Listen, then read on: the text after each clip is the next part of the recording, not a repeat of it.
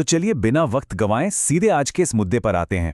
आज के इस विश्लेषण में हम एक ऐसे हाई प्रोफाइल मामले की गहराई में जा रहे हैं जहां राजनीति और कानून एकदम आमने सामने टकरा रहे हैं। सोचिए, देश की राजधानी की राजनीतिक हलचल सीधे असम के गुवाहाटी क्राइम ब्रांच के पूछताछ कक्ष तक पहुंच गई है।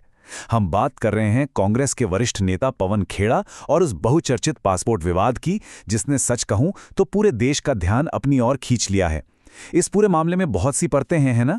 कानूनी दांवपेच, तीखे राजनीतिक आरोप प्रत्यारोप और अदालतों के कुछ बेहद अहम फैसले। और हां, हमारा मकसद यहां बिल्कुल साफ है। हमें किसी भी पक्ष की तरफदारी नहीं करनी है।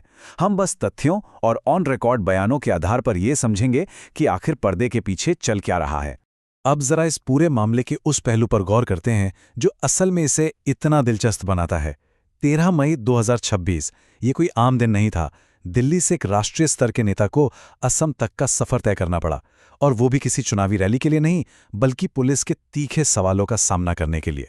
गुवाहाटी क्राइम ब्रांच के डीसीपी के सामने पवन खेड़ा की ये पेशी अपने आप में ये साबित करती है कि ये कोई रूटीन मामला तो बिल्कुल नहीं है। ये घटनाक्रम हमें ठीक उस पल में ले जाता है जब एक बहुत बड़े राजनीतिक चेहरे को आम लोगों की तरह ही कानूनी प्रक्रिया से गुजरते हुए एक पूछताछ कक्ष के अंदर जाना पड़ता है। तो सवाल ये उठता है कि आखिर बात पूछताछ कक्ष तक पहुंची कैसे? इसका जवाब उन आरोपों में छिपा है जो गुवाहाटी क्राइम ब्रांच की एफआईआर में साफ साफ दर्ज हैं। देखिए, ये वो आम राजनीतिक आरोप नहीं है जो नेता अक्सर टीवी डिबेट्स में एक दूसरे पर उछालते हैं। बिल्कुल नहीं। इस एफआईआर में 3 बेहद सख्त कानूनी प्रावधान लगाए गए हैं। पहला है मानहानि, यानी किसी की प्रतिष्ठा को ठेस पहुंचाना। दूसरा जालसाजी, जो कि दस्तावेजों के साथ छेड़छाड़ करने का एक बहुत ही सीरियस क्रिमिनल चार्ज है। और तीसरा आपराधिक साजिश, मतलब बाकायदा किसी अपराध को अंजाम देने की पूरी प्लानिंग करना। अब आप ही सोचिए, जब किसी राष्ट्रीय स्तर के नेता पर ये 3 गंभीर धाराएं एक साथ लग जाएं, तो मामला सिर्फ बयानबाजी तक कैसे रुक सकता है? ये अब एक बहुत ही जटिल कानूनी जांच बन चुका है। अब बात करते हैं कि इस पूरे विवाद की जड़ आखिर है क्या। यहाँ 2 बिल्कुल अलग अलग दावे आमने सामने हैं। एक तरफ पवन खेड़ा के वो आरोप हैं जिन्होंने इस पूरे भूचाल की शुरुआत की।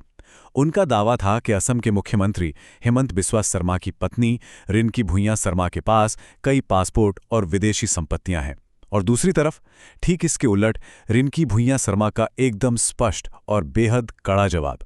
उन्होंने इन दावों को सिरे से खारिज करते हुए इन्हें पूरी तरह से झूठा, मनगढ़ंत और राजनीति से प्रेरित बताया है।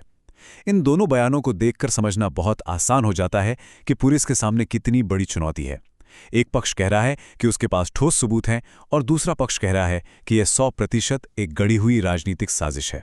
चलिए अब थोड़ा आगे बढ़ते हैं और देखते हैं कि यह मामला कैसे कैसे मोड़ लेता है। अप्रैल 2026 के सिर्फ 20 दिनों के अंदर जो कुछ भी हुआ, वो इस मामले की अविश्वसनीय रफ्तार को दिखाता है। मतलब ये केस देश की कई अदालतों के चक्कर काट चुका है। शुरुआत होती है 10 अप्रैल को तेलंगाना हाईकोर्ट से, जहां से खेड़ा को पहली फौरी राहत यानी ट्रांजिट बेल मिल जाती है।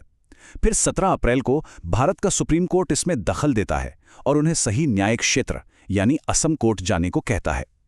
इसके ठीक एक हफ्ते बाद 24 अप्रैल को एक बहुत बड़ा झटका लगता है, क्योंकि गुवाहाटी हाईकोर्ट अग्रिम जमानत देने से साफ मना कर देता है। और फिर आखिरकार 30 अप्रैल को यह मामला वापस देश की सबसे बड़ी अदालत के दरवाजे पर पहुंच जाता है। ये पूरी टाइमलाइन दिखाती है कि दोनों ही पक्षों ने अपने अपने कानूनी अधिकारों का कितनी आक्रामकता से इस्तेमाल किया है। तो उस आखिरी और सबसे अहम दिन यानी 30 अप्रैल पर जरा करीब से फोकस करते हैं। सुप्रीम कोर्ट ने पवन खेड़ा को सिर्फ अग्रिम जमानत ही नहीं दी, बल्कि सुनवाई के दौरान एक बहुत ही महत्वपूर्ण मौखिक टिप्पणी भी की। सर्वोच्च अदालत ने कहा कि ये पूरा मामला राजनीति से प्रेरित लग रहा है।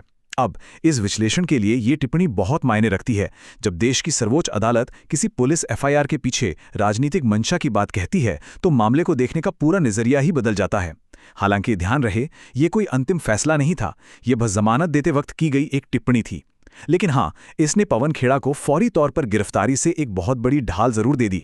गिरफ्तारी से ये सुरक्षा मिलने के बाद जब पवन खेड़ा पूछताछ के लिए पहुंचे, तो बाहर का माहौल कैसा था? कांग्रेस के लीगल एडवोकेट रीतम सिंह का एक बयान हमें उस जांच कक्ष के बाहर की असली तस्वीर दिखाता है। उनका कहना है कि पुलिस का फोकस हवाई बातों पर बिल्कुल नहीं है, वे ठोस सबूत चाहते हैं। पूछताछ पूरी तरह से इस बात पर टिकी है कि खेड़ा के पास अपने उन गंभीर आरोपों को साबित करने के लिए आखिर कौन से दस्तावेज मौजूद हैं। और पता है, खेड़ा की लीगल टीम बहुत कॉन्फिडेंट भी नजर आ रही है। उनका मानना है कि चूंकि देश संवैधानिक कानून से चलता है और सुप्रीम कोर्ट से बेल मिल चुकी है, तो गिरफ्तारी का तो कोई चांस ही नहीं है। ये बयान बचाव पक्ष की रणनीति को एकदम शीशे की तरह साफ कर देता है। अब देखिए, कानूनी दांवपेंच तो अपनी जगह हैं, लेकिन इस मामले का एक बहुत ही गहरा राजनीतिक रंग भी है। वरिष्ठ कांग्रेस नेता रिपुन बोरा का बयान इस पूरे मुद्दे के राजनीतिक पहलू को सामने लाता है। बोरा का दावा है कि ये अब सिर्फ एक कानूनी लड़ाई नहीं बची है, ये असम के मुख्यमंत्री हेमंत बिस्वा शर्मा के लिए, उनके शब्दों में कहें तो, व्यक्तिगत प्रतिष्ठा या ईगो का सवाल बन गया है।